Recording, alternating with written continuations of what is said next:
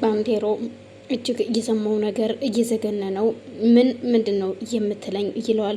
ሽማግሌው ለመጀመሪያ እንግዲህ ከኔ ጋር መስራትና ለመስራትህን ለማረጋገጥ አንድ ስራ ልሰጥ ነው ይለዋል። እኮ ምንድነው? እሺ ስጠኝና እስኪ ምንድነው ነገረኝ ሲለው በቴሌግራም ልኬልሃለሁ ደግሞ አካውንትህን እየው ቼክ አድርገው ሲለው ይሄ ምንድነው? ይሄ የስራ ማስጀመሪያ ብር ነው ይለዋል። እኮ ለምን?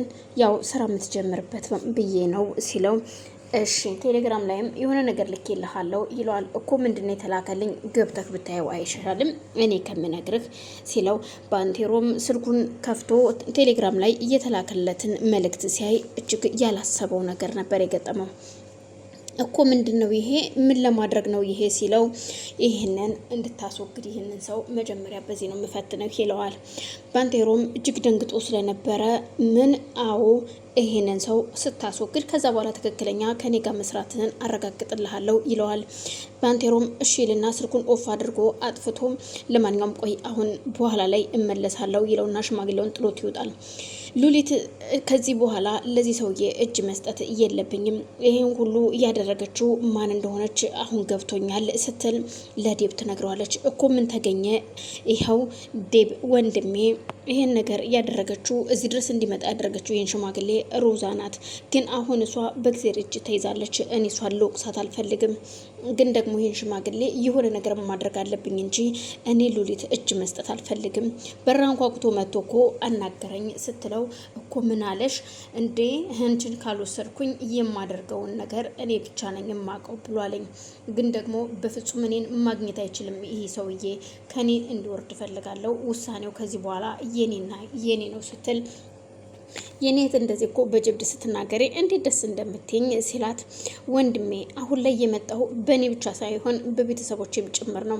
እኔ እሺ ካላልኩትኝና ያው እንደምታስበው እኔ ከሱ ጋር ካልሄድኩኝ ወይ ቤተሰቦችን ብቻ የሆነ ነገር በይፋ ጦርነቱን እጀምረዋለሁ ነው ያለኝ።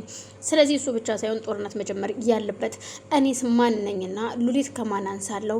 ከዚህ በኋላ እኔም ጦርነቱን አብሬው ጀምራለሁ ትለዋለች። እኮ እንዴት ነው አንቺ ደግሞ ጦርነት የምትጀምሪው? ምክንያቱም እስኪ ወንድ ከሆነ ከዚህ በኋላ እሱን ፈርተው ቤተሰቦች የተሳቀው እንዲኖሩም አልፈልግም። እኔ እኮ ገንዘብ ልስጥህና ከኛ ራቅ ሁሉ ብየው ነበረ፣ ግን ሰውየው ችግሩ የገንዘቡ አይደለም፣ ብቻ በጣም ከባድ ነው። እዚህ ጋር አሁን እንዳናስይዘው ደግሞ ለስልጠና ሊያሰለጥን የመጣው የሚባል ነገር አለ። ብቻ እስኪ ለማንኛውም አንቺ አይዞሽ አትጨናነቂ፣ እኔ አለሁ፣ እኔ ወንድምሽ አለሁልሽ አይደል እንዴ ሲላት፣ እሱማ ልክ ነህ ወንድሜ፣ ግን ቢሆንም ከዚህ በኋላ እኔም መፍራት አልፈልግም፣ በቃ አልፈልግም፣ አልፈራም ከዚህ በኋላ ስትለው፣ እኔ ደስ ይለኛል እንደዚህ ጠንካራ ሴት ስትሆኝ፣ እውነቴ ነው ብርታቴ ነሽ። ሲደክመኝ አንቺን ሳይ እጽናናለሁ፣ ስበሳጭ አንቺን ሳይም እጽናናለሁ። ስለዚህ መጽናኛ እህቴ ነሽ። እናም በቃ ይዞሽ እሺ ወደ ውስጥ ግቢ ይላታል። እሱም ሮዛ እዛ ሳሎን ቁጭ ብላ ስለነበረ እሺ ወይዘሮ ሮዛ እንዴት ነሽ? ምን ላይ ደረሽ? ምን ነው አሁን ላይ የኔ ደህና መሆን አለመሆን አስጨነቀ ሀሳብ? ምክንያቱም ክፉ እንዲነካሽ አልፈልግም። ለማንኛውም ለጥላቶችም ክፉ እንዲነካቸው አልፈልግም። አንቺ እኮ በራስሽ በገንዛጅሽ ነው ጥላት የሆንሽው እንጂ እንደዚህ አስቤሽ አላቅም ነበረ። ግን ምን ታደርጊዋለሽ? በገንዛጅሽ ራስሽን እንደዚህ ያደረግሽው እንድትጠይና እንድትገለይ ያደረግሽው ራስሽ ነሽ ይላታል። እና አሁን እሺ ልትወቅሰኝ ነው ወይስ ምን ልታደርገኝ ነው? አለበለዚያ ደግሞ ወይ ግደለኝና አገላግለኝ። እኔ ሰው ገዳይ አይደለሁኝም፣ ሰው አልገልም። ግን አሁንም የምነግርሽ አስቢበት እሺ። ልጁ እንዴት እንደወረደ የመኪናው አደጋ እንዴት እንደተፈጠረ እንድትነግሪኝ እፈልጋለሁኝ። አስበሽበት ጠብቂኝ፣ በፍጹም አረሳውም ይሄንን ነገር ይላትና ትቷት ወጥቶ ይሄዳል። ባንቴሮም ይመለስና ከሉሊት ጋር ሲያወራ ሉሊት ይህን ሰውዬ አሁን አንገቱን መቁረጥ አለብኝ እያለኝ ነገር እጅግ በጣም የሚያስፈራና የሚያስደነግጥ ነው ይላታል። ምን ብሎ ነው? ባንቴሮ ተገናኝታችሁ ነበር እንዴ? አዎ አግኝቸው ነበረ፣ ግን አብሬህ ልስራ ብየው ያለኝ ነገር እጅግ ይዘገንናል። እሱን እሺ ብዬ ዝም ብዬ ጥየው ነው የመጣሁት። አሁን ግን ደግሞ እሱን ማስወገድ አለብኝ። ለምን 10 ዓመት አይደለም እድሜ ልኬን ለምን እስር ቤት አልበሰብስም? ምክንያቱም እኔ የምወዳቸውን ሰዎች የኔን ሰው የሆነ ሰው የሚነካብኝ ካለ ያመኛል፣ ያንገበግበኛል። ስለዚህ ማንም ሰው ለኔ ብለው የቆሙ ሰዎች እንዲነኩብኝ አልፈልግም ሲል ይነግራታል። ወንድሜ ባንቴሮ ተረጋጋ፣ ይሄ ሰው የሆነ በሽተኛ ነው፣ ችግር አለበት። እኔም ራሱ ከዚህ በኋላ አልምረውም ትለዋለች። ለማንኛውም አንቺ አይዞሽ እሺ የኔ እህት፣ ግን አንቺ ስላለሽ ደግሞ ደስ ይለኛል። በቃ ብዙ ነገሮችን እየረሳው የተጽናናውብሽ እህቴ ነሽ በማለት ግንባሯን ሳም አድርጓት ወደ ውስጥ ይገባል። ሰላም ሰላም፣ ውድና የተከበራችሁ የመግድ ቤተሰቦች እንዴት ናችሁ? ሰላም ናችሁ ወይ? በያላችሁ በሰላማችሁ ይብዛልኝ። ይህን ቪዲዮ የምትከታተሉ ላይክ፣ ሸር፣ ሰብስክራይብ እያደረጋችሁ ቤተሰብ አድርጉኝ። ቤተሰብ የሆናችሁ ደግሞ ላይክ፣ ሸር እያደረጋችሁ አበረታቱኝ። ሀሳብ አስተያየታችሁን በኮሜንት እንድታስቀምጡ ስል በአክብሮት እጠይቃለሁ። አመሰግናለሁ።